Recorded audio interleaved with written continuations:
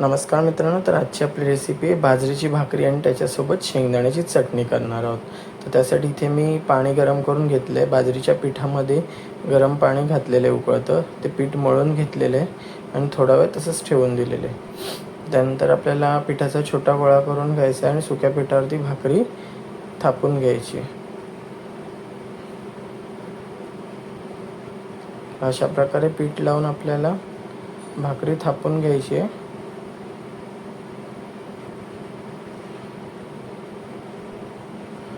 अशा प्रकारे भाकरी थापून झाली की तव्यामध्ये आपल्याला भाजून घ्यायची आहे आणि जी पीठ लावलेली बाजू असते खालची त्याच्यावरती पाणी लावून घ्यायचं आहे.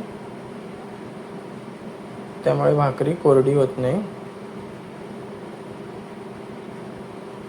इथे बघू शकता भाकरी एक साईडनी झालेली आहे, दुसऱ्या साईडने पलटी मारून दोन्ही बाजूनी चांगली शेकून घ्यायची आहे भाकरी आपल्याला.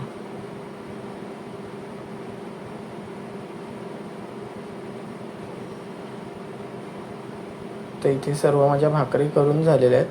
तर त्याच तव्यामध्ये मी थोडे शेंगदाणे, लसूण आणि हिरव्या मिरच्या घेतलेल्या आहेत. भाजून घ्यायच्यात आपल्याला चांगल्या.